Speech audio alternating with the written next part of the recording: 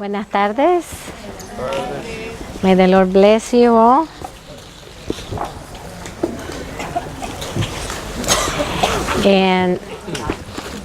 Como terminamos esta mañana hablando de la consagración según San Juan Pablo II, porque la manera en que San Juan Pablo escribe las consagraciones es la manera en que él ve el poder de la consagración. Si cuando van a leer adentro, cuando van a rezar dentro de la basílica, can you hear? Very well. Jenny is not hearing. Tal vez está muy lejos. No puede ser. Ella no está oyendo. La mamá de Sister Rachel. Seguro que lo debe tener más lejos. No. Hoy cuando terminemos vamos a entrar a la basílica para que puedan orar ante los restos de los niños.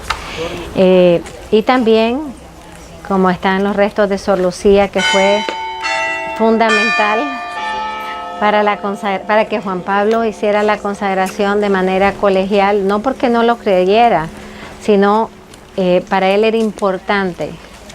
Son detalles que tal vez es necesario saber.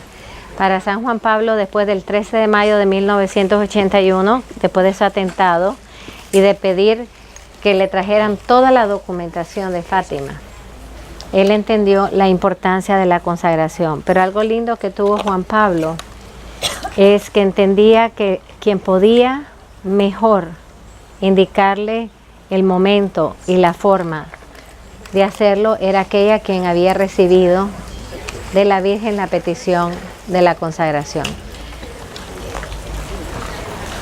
Entonces,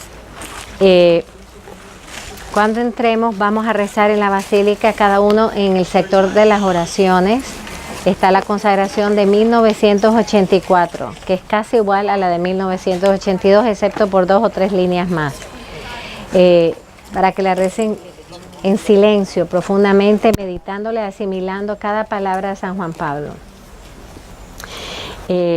Pero antes de empezar a hablar un poquito sobre la visión de San Juan Pablo sobre la consagración mariana, quisiera una lectura, ¿verdad? Siempre empezar con la palabra del Señor sobre la cual toda nuestra vida. Una lectura para la consagración, ¿verdad? No es como muy fácil. Así que le pedí al Espíritu Santo que la lectura puede ser fundamento para lo que quisiera explicar. Y vamos a leer un pedacito de Ezequiel capítulo 36,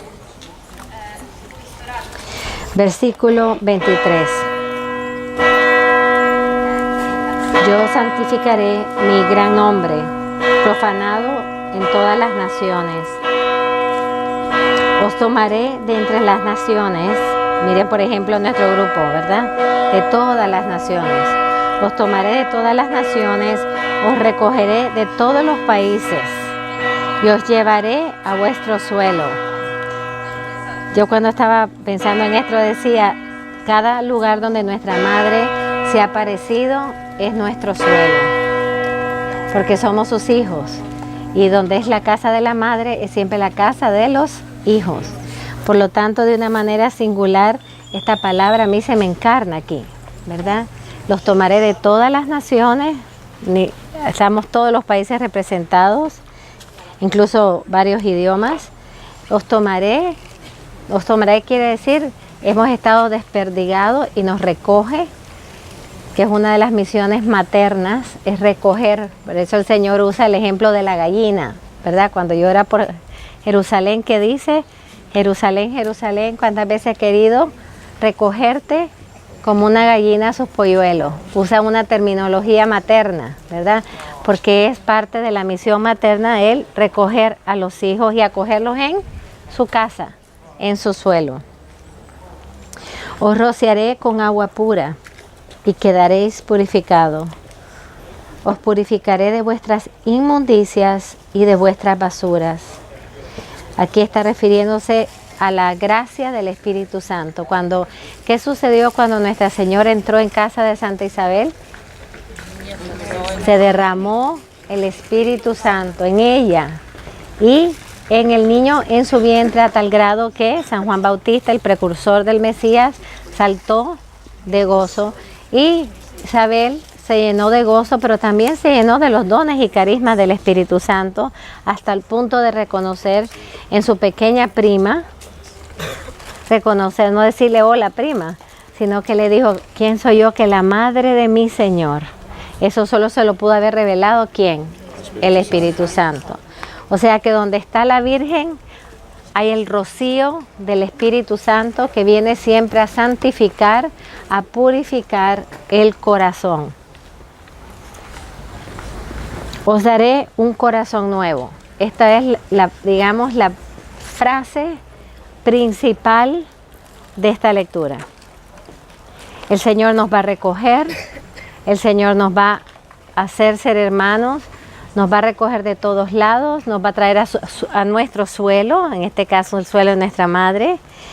El Señor nos va a rociar con la gracia del Espíritu, que ya sabemos que llevamos 4 días llenos, ¿verdad?, del Espíritu Santo. Pero ¿cuál es el propósito de todo esto? Es la conversión del corazón. Es darnos un corazón nuevo. Si quiere decir qué cosa es la conversión de corazón, es darnos un corazón nuevo. O sea, es la transformación total de todo lo que siento, pienso, veo. En realidad, cuando hablamos de conversión, es cambiar totalmente de dirección. Y nosotros necesitamos cambiar de dirección porque por el pecado original, todo lo bueno que Dios nos había dado, todas esas gracias y dones con los que Él nos creó, no se perdieron, pero se distorsionaron.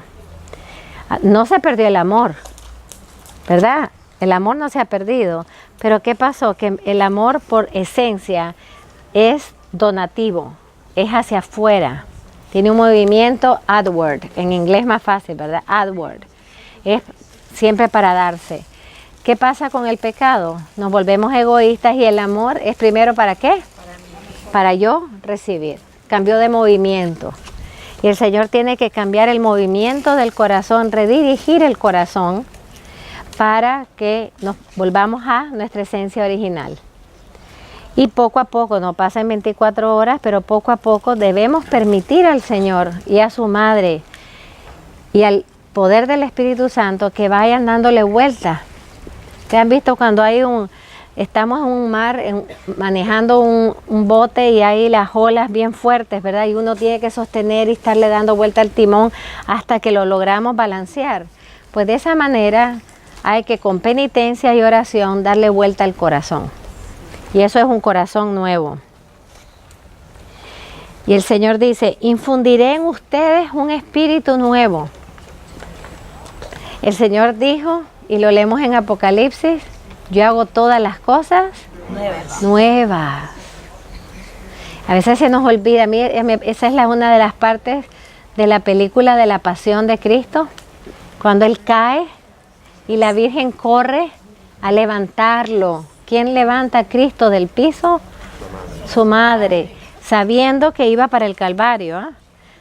Si somos nosotros, tal vez lo dejamos ahí, lo hacemos lucir muerto, ¿verdad? Ella lo levanta porque ella sabía que Él tenía que llegar a cumplir plenamente la voluntad del Padre. Pero Él la queda viendo y la toca, ¿verdad? ¿Y por qué la toca? ¿Qué significa ese símbolo? ¿Verdad? Voy a usar a Cisterana de modelo. Ay, qué mal modelo. ¿Usted sabe?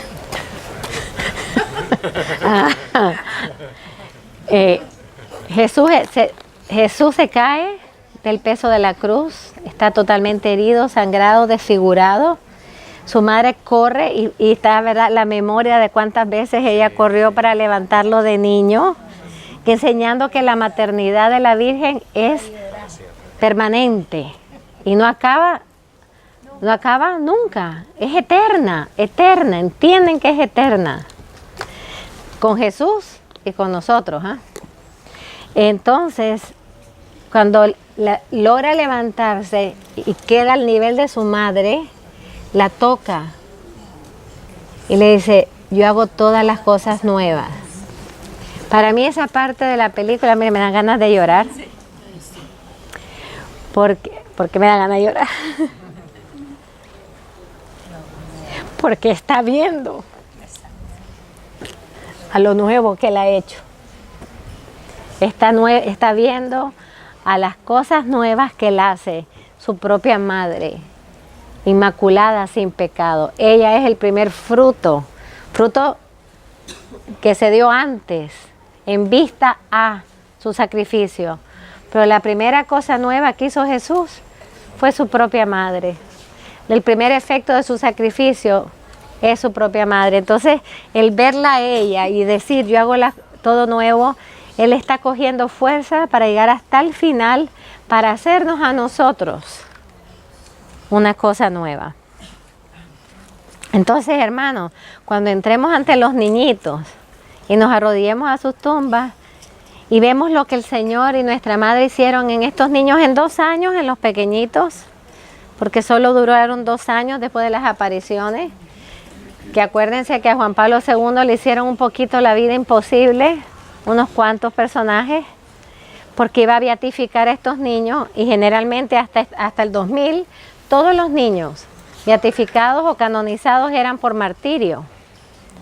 Entonces a él le hicieron la vida imposible, que ¿por qué iba a beatificar a estos niños? Y él mismo en su homilía ahí, y como nosotros estábamos en primera fila lo oímos bien, él dijo, muchos no comprenden por qué a estos niños se beatifica si no son mártires, pero es que se crece en santidad, en altura de santidad, más rápido en obediencia a la Virgen que toda una vida queriendo ser santos por nosotros mismos. Y citó a San Luis María Griñón de Montfort, y después voy a hablar de eso. Pídanle a los niños que nos intercedan para que el Señor nos dé un corazón nuevo, que nos salgamos de la basílica con algo nuevo, que seamos no me gusta usar la palabra cosa porque nosotras no somos cosas, que seamos una persona nueva, un corazón nuevo, un corazón de niño, un corazón de niña. A todas las mujeres, a Jacinta y a Lucía, pidámosle, dennos un corazón de niña. Los hombres a Francisco, ¿ah? No se me confundan de tumba. No, es que ¿sabe por qué lo dije? Porque me lo imaginé. Eche el cuento del Padre Pro. Es que hay muchas anécdotas, ¿verdad? Entonces me imaginé a un hombre ahí enfrente de Jacinta, dame un corazón, y es una niña. Es que nosotros en México llevamos a un grupo y me he pasado todos los días hablando sobre primero el Padre Pro, el mártir Padre Pro. Y después les dije, también les vamos a llevarnos de San Charbel, a la iglesia de San Charbel que hay en México. Pero he pasado 5 días hablando del Padre Pro. Y cuando llegamos a la tumba del Padre Pro, que hay una foto gigantísima del Padre Pro, jovencito porque muere a los 33 años, yo veo a todo el mundo tirado en la tumba pasando estampas. Y yo decía, ¿y a dónde consiguieron? Yo estaba parada tocándole la puerta al rector para que me regalara unas estampas para pasarlas. Y ya todo el mundo tocando estampas. Cuando yo voy, digo, ¿dónde consiguieron las estampas? Me dice, pues si ya las compramos, madre. ¿Pero a dónde? Con usted hoy en la mañana. Yo dije, ese es San Charbel.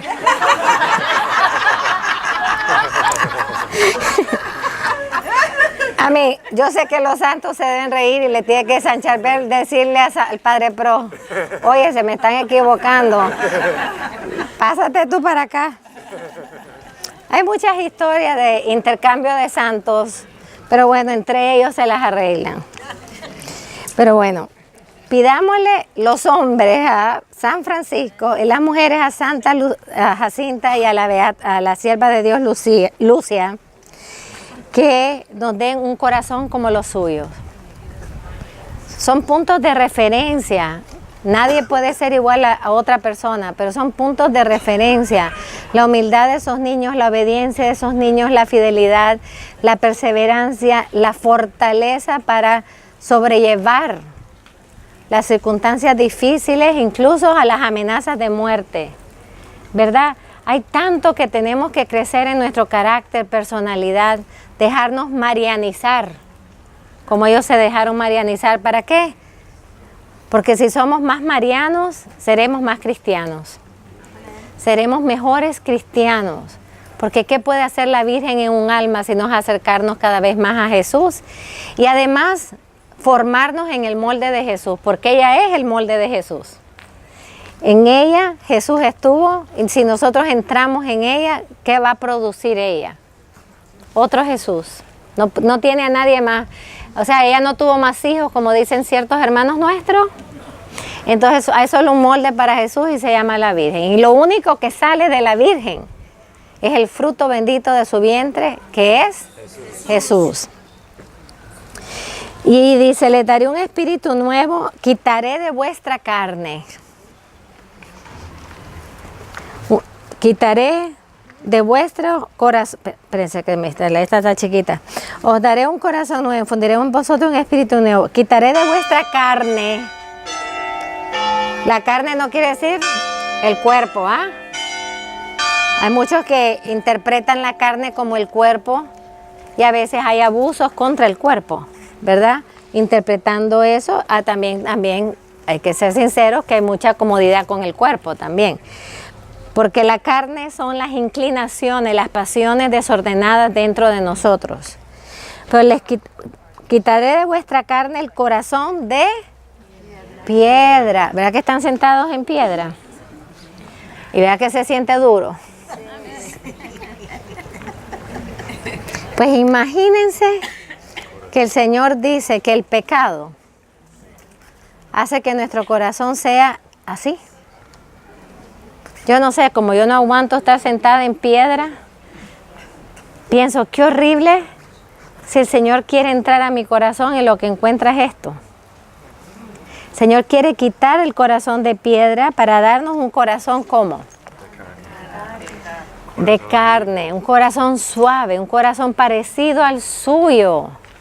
Por eso Él dice, vengan a mí, entren en la escuela de mi corazón y les daré un corazón manso y humilde como el mío. O sea, cuando Él está hablando de un corazón de carne, está hablando de un corazón manso.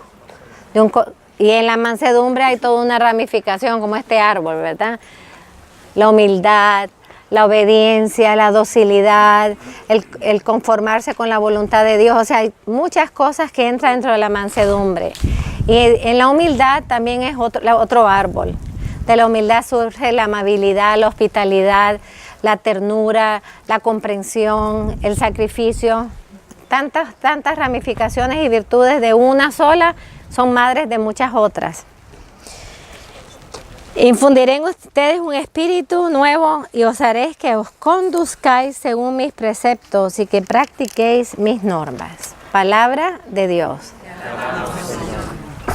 Entonces ahora voy a... no, el otro. Sister Ana, you have my paper? Voy a hablarles un poquito porque no quiero tomar todo el tiempo porque también quiero abrirlo a preguntas, ¿ah? Pero este es un tema demasiado largo y para mí muy largo, pues porque Juan Pablo es Juan Pablo, ¿ah? San Juan Pablo es súper grande, grandísimo, y el grande le quedó chiquito.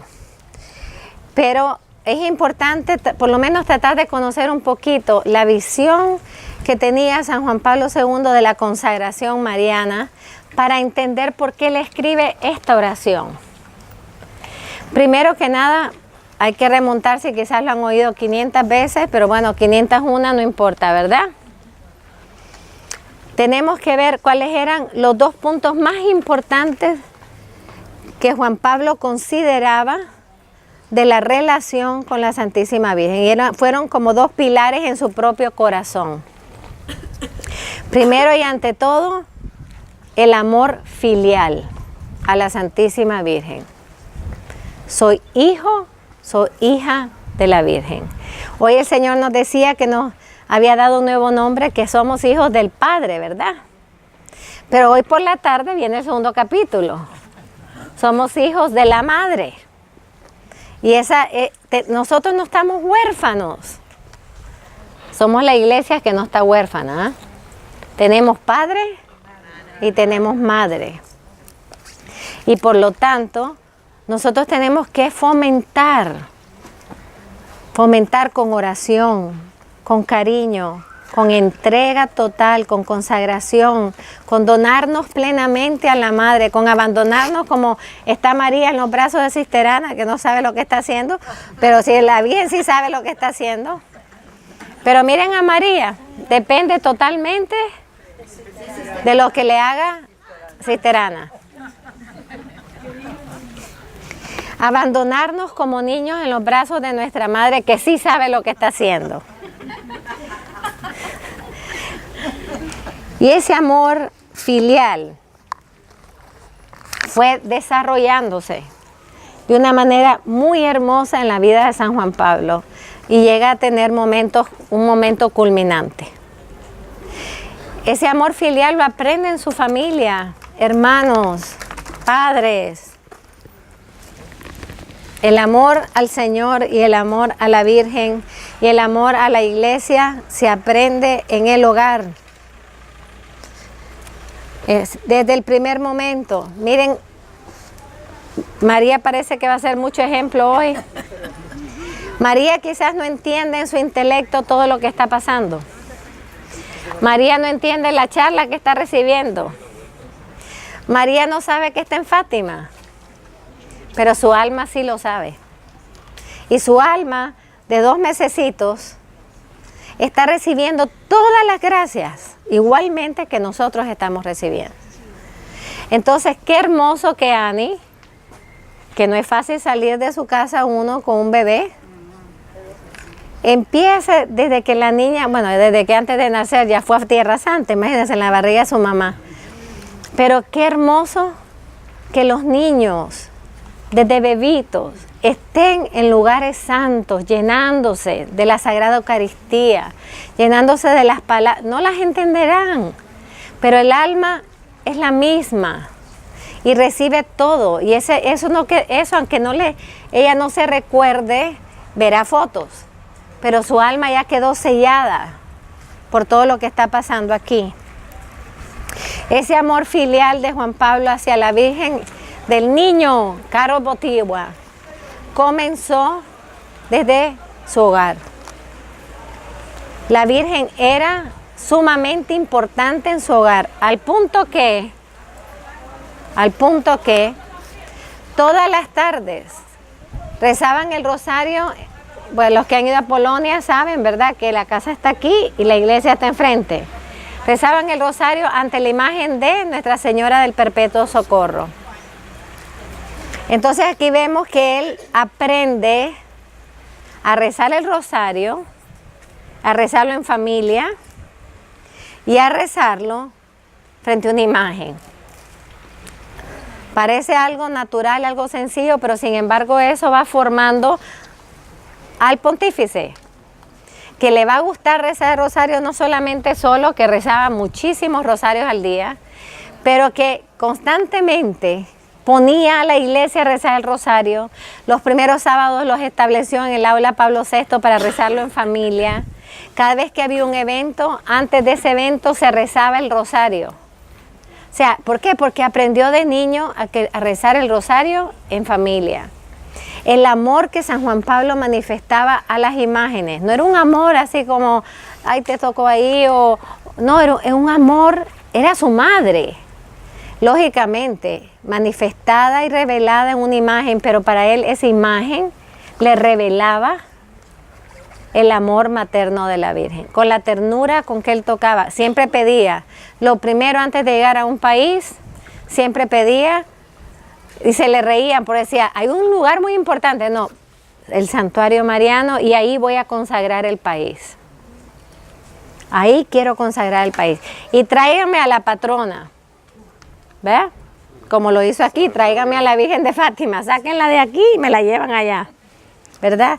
Ese amor filial fue creciendo, desarrollándose, pierde su madre a los 9 años, Y a los 9 años él se cruza a la iglesia y le dice a la Virgen, a la misma imagen que le dice, ya no tengo mamá aquí en la tierra, ahora tú serás mi única madre. Lógicamente, esas palabras de Juan Pablo, tan sencillas, de Caro Botigua, perdón, tan sencillas, son una consagración. Yo ya no tengo madre, ahora tú eres mi madre y te tomo como mi madre. Y ahí empieza otra etapa de la cual empieza a desarrollarse muchas cosas en San Juan Pablo y en Caro Botigua. Les voy a decir una de las cosas que se va desarrollando mucho en Caro Botigua, es el sentido, cuando digo se desarrolla, es que la mano de la Virgen formando el corazón de Juan Pablo empieza a verse. Es la responsabilidad, la lealtad, la fortaleza, el servicio. Tanto era así que todos los viernes iba a Calvaria. Los que han ido a Polonia saben que Calvaria, ¿verdad? Se llama Calvaria porque significa Calvario. Pero tratar de hacer esas estaciones, las veces que he tratado, llego hasta la 7ª. Porque cada estación es una montañita, ¿ok? Él lo hacía todos los viernes. Hacía el Vía Crucis en el Calvario, pero ¿saben después de qué? De pasarse toda la mañana limpiando, recogiendo la basura de la casa de su madre.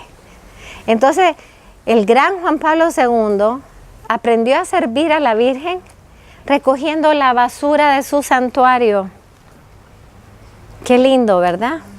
Qué hermoso.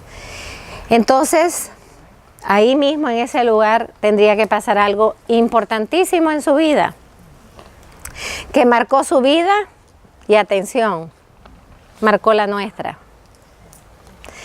Haciendo el Vía Crucis, como él sí era deportista, no era como yo, él sí subía las 14 estaciones y cuando llega a la crucifixión, en uno de los tantos viernes, él tenía alrededor de 19 años, y cuando llega a la crucifixión y está viendo la imagen de Jesús crucificado, su madre al pie de la cruz, pues él está meditando con las escrituras ese momento, leyendo Juan 19, cuando Jesús dice, madre, he ahí a tu hijo, hijo, he ahí a tu madre, que lo había leído todos los viernes. Pero en ese momento particular, él tuvo una gracia mística de comprender profundamente esas palabras y de sentirse él, y como lo explica él, de sentirse él al lado de la Virgen, como San Juan, y Jesús dirigirle su mirada y decirle, he aquí a tu madre, y decirle a la Virgen, he aquí a tu hijo. Entonces ahí empieza otra fase de la relación de San Juan Pablo con la Virgen. Se da cuenta, yo como San Juan debo acogerla en el interior de toda mi vida, o sea, en mi casa. No solamente yo ir a su casa, no solamente yo cuidar su casa, sino hacer de mi corazón la casa de la Virgen. Y tomar, por eso el tema, totus tuus, soy todo tuyo, María. Porque al mismo tiempo que esto le pasa, él conoce, no se los voy a pronunciar, porque no puedo, es en polaco. Pero bueno, se llamaba Joao, que incluso quieren abrir la causa de beatificación de él. Él forma un grupo que se llamaba Rosario Viviente y Juan Pablo forma parte, Caro Botigua forma parte de este grupo, y ahí empieza él a conocer más profundamente, a entrar más profundamente en la visión de San Luis María Griñón de Montfort, porque este laico, Joao, le regala el libro del Tratado de la Verdadera Devoción a María. Entonces él reconoce que hay un momento en su vida que él se sentía tan mariano que tenía miedo de estar poniendo a un lado a Jesús, lo que le pasa a muchos católicos, ¿verdad? Porque no entendemos nada, sencillamente. Pero bueno, el Señor le permitió pasar él por ese momento y esa lucha para también el Señor ayudarle a encaminar esa duda para después él ayudarnos a nosotros a responder esa duda. Entonces él dice, estoy tan mariano, todo es a la Virgen y ¿será que estoy abandonando a Jesús? Y en eso le regalan el Tratado de la Verdadera Devoción, que by the way, al mismo tiempo que esto está pasando, viene la invasión nazi. Ya para la invasión nazi, había muerto su hermano, ¿eh? Ya su mamá había muerto, su hermano había muerto, que era doctor, murió de la peste, se contaminó sirviendo a sus pacientes y solo quedaba su padre. Ahora, el padre de San Juan Pablo, de verdad, si estuviera en mis manos, yo lo canonizo. Porque ese hombre fue el modelo masculino de San Juan Pablo. Y él dice, mi primer seminario lo viví en mi casa con mi padre. Cuando él se levantaba a veces a tomar agua a medianoche y encontraba a las 3, 4 de la mañana a su padre de rodillas, rezando el rosario en su cuarto. Y este papá vivía para trabajar y vivía para su hijo. Con la invasión nazi, todos sabemos que muchísimos murieron, muchísimos amigos de San Juan, de Carlos Botigua, muchísimos compañeros murieron, pero milagrosamente, y hay que decirlo tal como es, milagrosamente Carlos Botigua fue preservado vivo.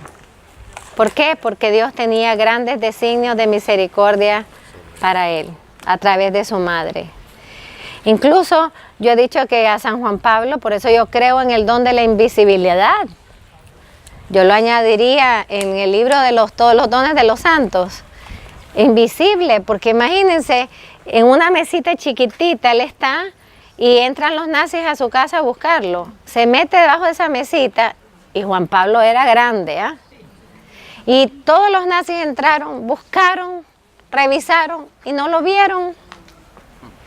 La Virgen nos los hizo invisible, preservado, lo cubrió con su manto y lo preservó.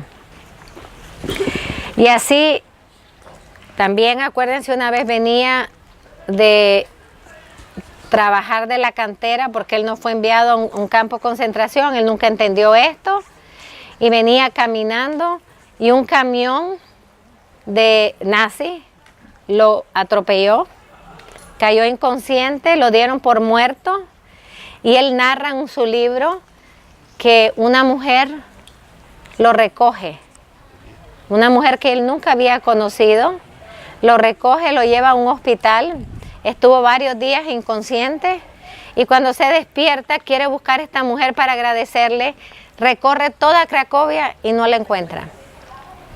¿Quién será esa mujer? No, nos podemos imaginar que fue la Virgen. Luego, de ese amor filial, de ese ir comprendiendo, yo soy su hijo, ella es mi madre, viene el entendimiento que el testamento de Cristo en la cruz es la Virgen. Que de esas 7 palabras, la última, ¿verdad? Antes de decir todo está finished, cumplido, que lo que Él nos regala, nos está regalando su vida, nos va a regalar los sacramentos después de muerto con el traspaso de su corazón, pero antes de morir nos quiere dar el tesoro más grande que Él tiene en la tierra. Y el tesoro más grande que Él tiene en la tierra es su madre. Y alguien me preguntó una vez, ¿y por qué Él quiso hacer eso? Le digo, bueno, yo no puedo hablar en el nombre de Jesús, pregúntenselo a Él. Pero les puedo decir una cosa. ¿Quién fue el recipiente de la maternidad de la Virgen? ¿Quién recibió todos los efectos de la maternidad de la Virgen? Jesús. Él sabía lo que la Virgen era como madre. Sabía lo que era tenerla de maestra. Si dice las Escrituras que Jesús creció en sabiduría, en gracia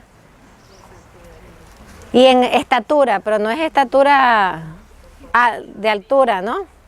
Sino estatura quiere decir madurez humana, porque en su humanidad Él tenía que desarrollarse igual que todos nosotros.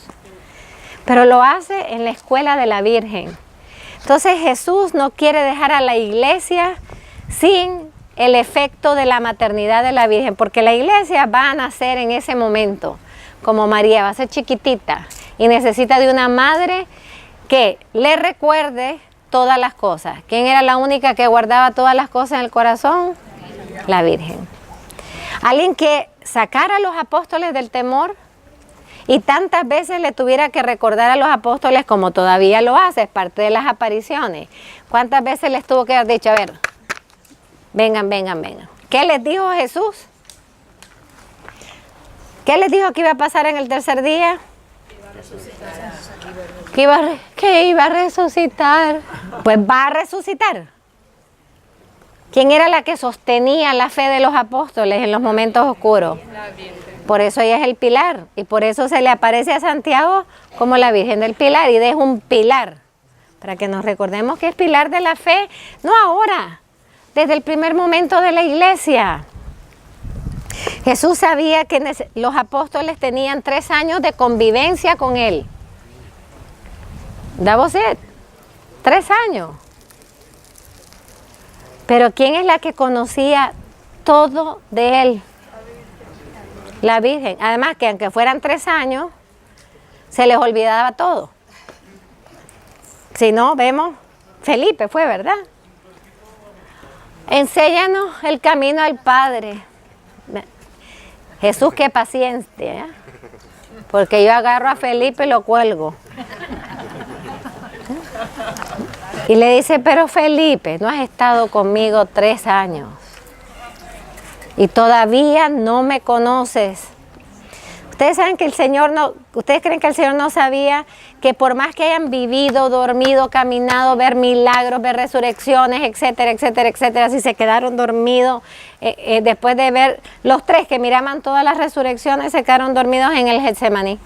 Fíjense, el Señor sabía cómo somos. Y necesitaban que su madre hiciera con nosotros lo que hacía con Él. Que su madre nos formara, que su madre nos recordara su palabra. Que su madre, ¿qué hiciera? Mantuviera viva la palabra de Jesús.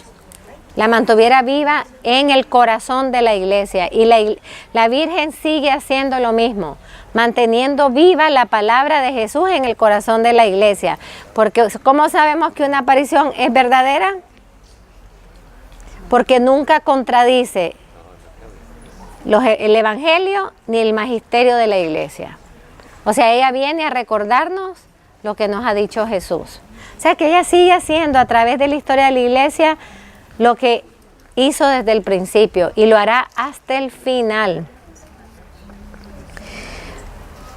Por eso, al entenderse hijo, al entenderse que a Él va a ser recipiente de toda esa gracia de Dios a través de la Virgen, pues tiene que haber una respuesta, porque eso era muy fuerte en Carol Botigua: amor y responsabilidad.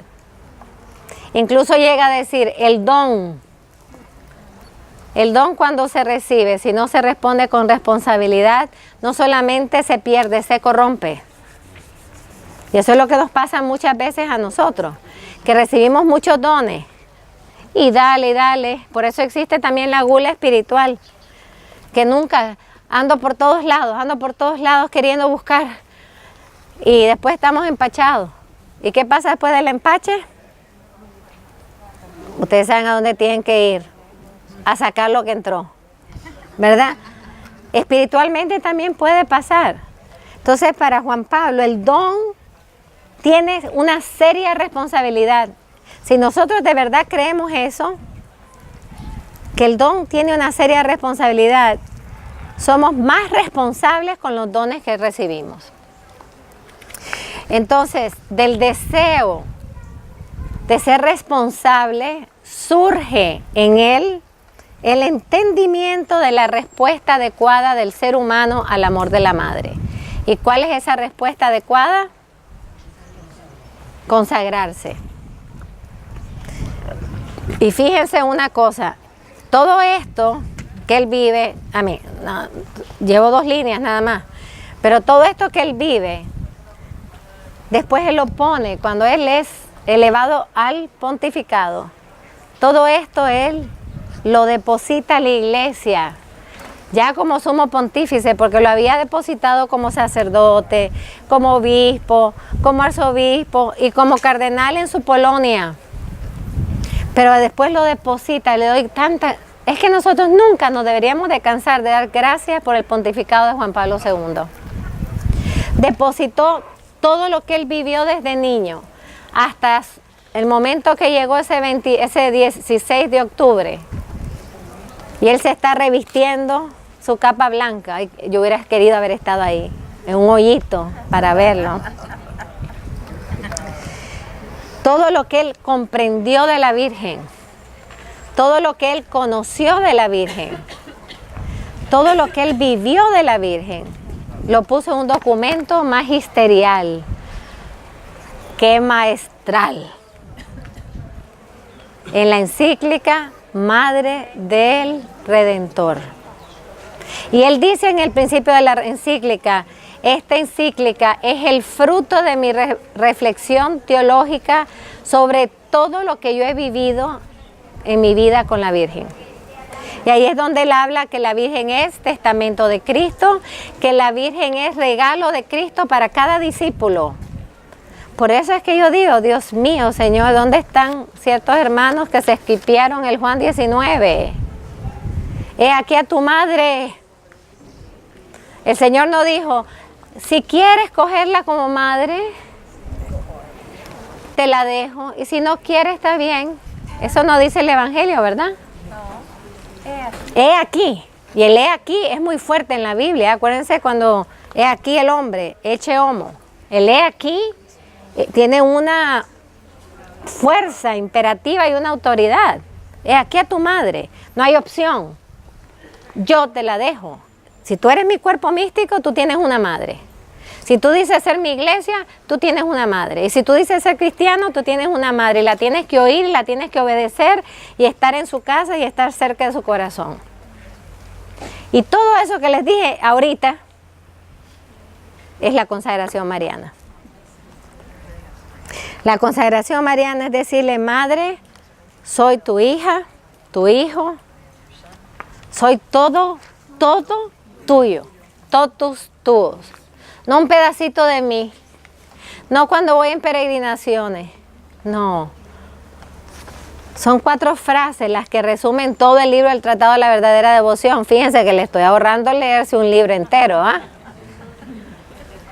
4 frases que marcaron la vida de San Juan Pablo II. Soy todo tuyo, María. Todo. Y Juan Pablo, buen polaco. ¿Cuánto tenemos que aprender nosotros del pueblo polaco? Es un pueblo modelo para la humanidad. Cuando ellos dicen todo, es todo. Soy todo tuyo, María. No dicen cuando me siento bien, cuando ando con ganas de devoción, cuando tengo ganas de rezar el rosario. Ay, cuando veo una imagen que tiene una cara bonita. No, todo. Todo yo. Ya no me pertenezco. Yo ya no soy para mí mismo. Yo no tengo nada para mí. Soy todo tuyo, María.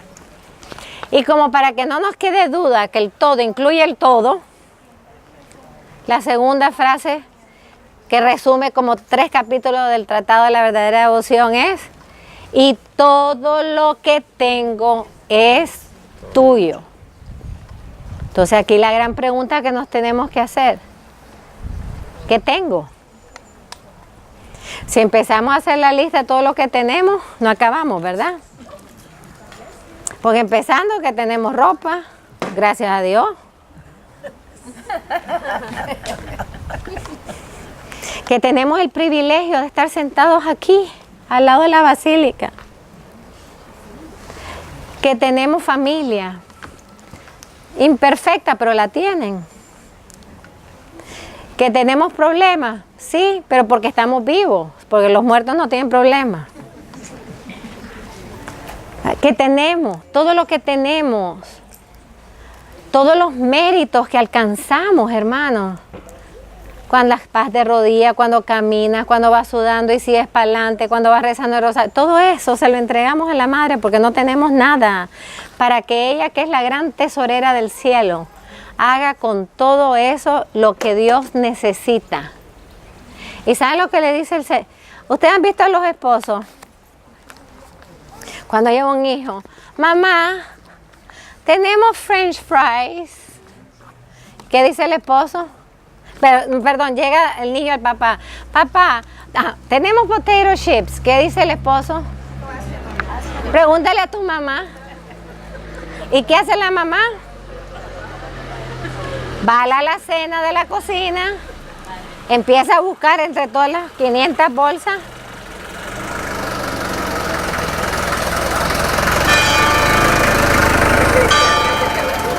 Norma.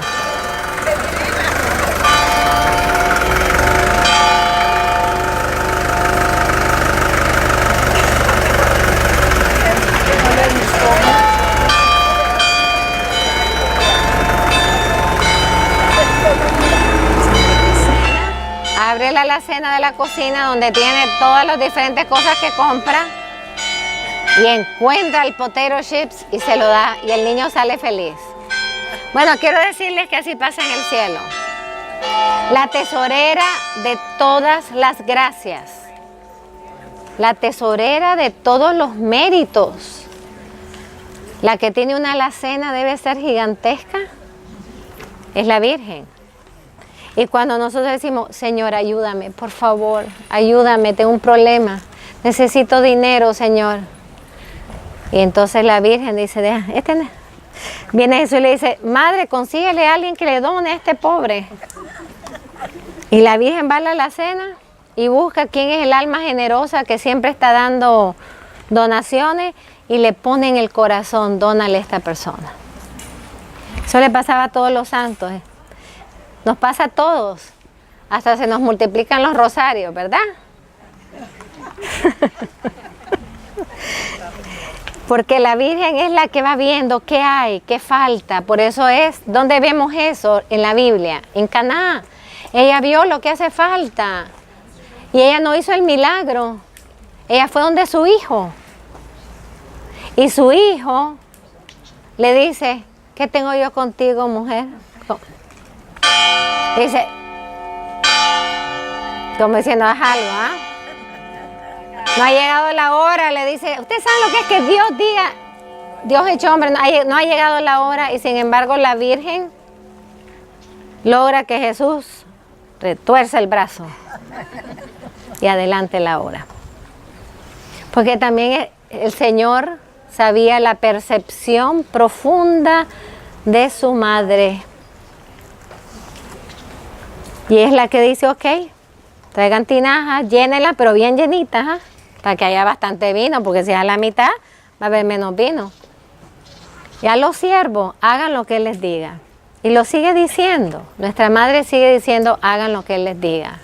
Entonces, hermanos, la consagración nos adentra a nosotros en una relación nueva con la Virgen. Todo lo que tengo es tuyo. Tengo problemas, madre, son tuyos. Tengo necesidades, madre, son tuyas. Tengo alegría, madre, son tuyas. Después la tercera frase, que también les ahorro 3 otros capítulos. La tercera frase, te recibo como mi todo. ¿Cómo empezó la primera frase? Soy todo tuyo, María. Y después dice, te recibo yo a ti como mi todo. ¿Qué está haciendo él ahí? Bueno, San Luis de Montfort y Juan Pablo lo resume. Lo que está haciendo es el intercambio de corazones. Lo que hizo Jesús, madre, aquí a tu hijo, hijo aquí a tu madre. El hijo le dice, madre, yo te acojo. Yo me doy por entero a ti, tú eres mi madre, pero también como eres mi madre, entonces yo te acojo a ti como mi todo. Y tienes que venir a vivir a mi casa, a vivir en el interior de toda mi vida. Y ya no son ciertos sectores que están bajo tu autoridad, madre, ya es mi vida entera. Y al final termina con la frase que todos necesitamos decir también. Para vivir este tipo de espiritualidad de consagración, hay que pedirle a la Virgen que nos dé su corazón. Porque la que ha vivido totalmente consagrada a Dios, la que ha sido toda de Dios, le ha donado todo a Dios y ha acogido plenamente a Dios hasta el punto de que Dios se hace carne en ella, es la Virgen. Entonces termina diciendo, dame tu corazón. Esas 4 frases fueron el mapa de la vida de San Juan Pablo II. Y para hacer el último punto es San Maximiliano Kolbe. Muy importante también en la vida de San Juan Pablo, aunque sea por poco tiempo. Juan Pablo tenía 21 años cuando muere Maximiliano, pero era conocido en Polonia. ¿Qué aprende de San Maximiliano? De San Luis de Montfort aprendió todo lo que les dije ahorita. ¿Qué aprende de San Maximiliano? Que todos los que se consagran a la Virgen, sus obras, como no son suyas, sino de la Virgen, son maximizadas por la potencia materna de la Virgen. Y eso nosotros les podemos dar testimonio. Lo que podría antes hacer un ejército de 30, hoy lo puede hacer una sola persona, si estás consagrado totalmente a la Virgen. Entonces, dése cuenta que también esta realidad personal de la consagración, cuando Carlos Botigua es elevado al episcopado, la lleva a su episcopado y toma como moto totus tuus. Entonces, ¿qué empieza a hacer él? Entendiendo el poder de la maternidad de la Virgen, empieza él a pedir a la Conferencia Episcopal Polaca que consagre en Polonia a María Reina. En un tiempo sumamente difícil, 1966. Y la Conferencia Episcopal hace un gran acto de consagración y tenían una imagen grande de María Reina con el cetro. Y adivinen lo que pasó. Que en el momento que dicen, y te consagramos, Polonia, al poder de tu reinado, se cayó el cetro. Pero aquí, ¿dónde cayó? Sobre Carlos Botigua.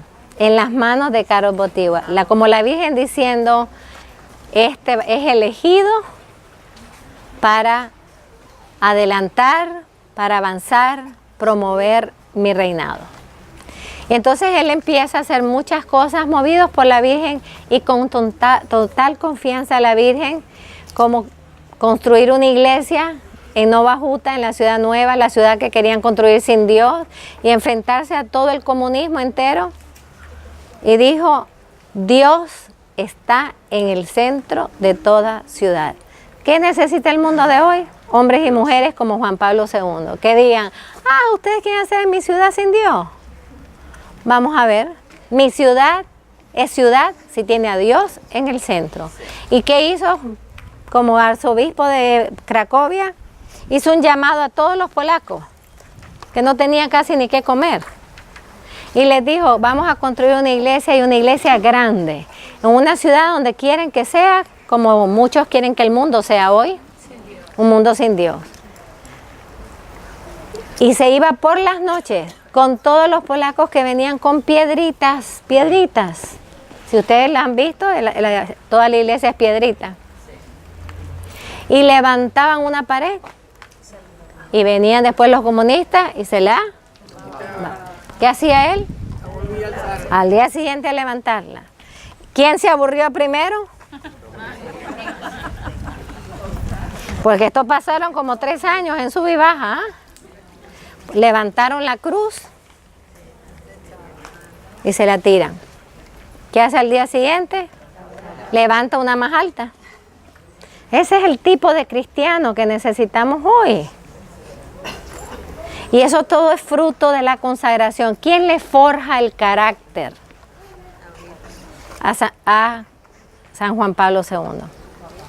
La Virgen. Por eso cuando yo me tengo a veces que carcajear, cuando yo oigo que dicen, la marianización es solo para mujeres, y ese es el menos malo, ¿eh?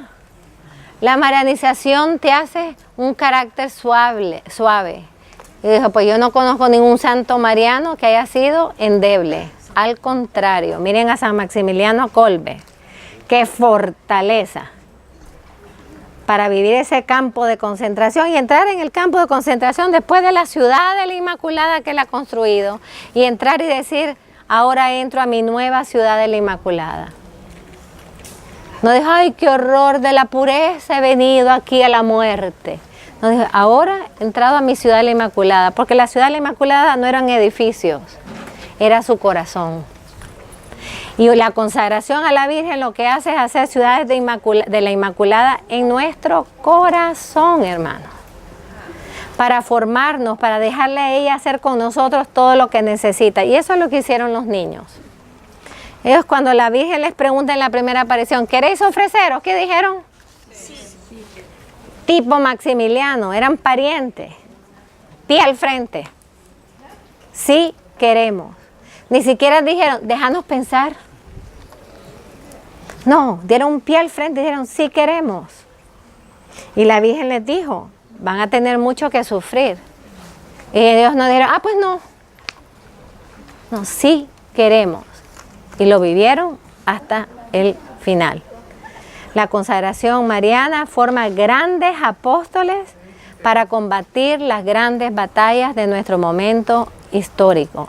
Y por eso la Virgen pidió aquí la consagración como condición para lograr ella los triunfos que necesita en la historia y en las naciones, incluso la de Rusia.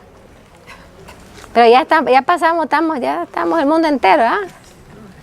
Ya Rusia es como que nada, comparado a cómo estamos. Miren Corea. El mundo entero es casi un mundo sin Dios. El mundo entero ya ha sido corrompido por los errores de Rusia.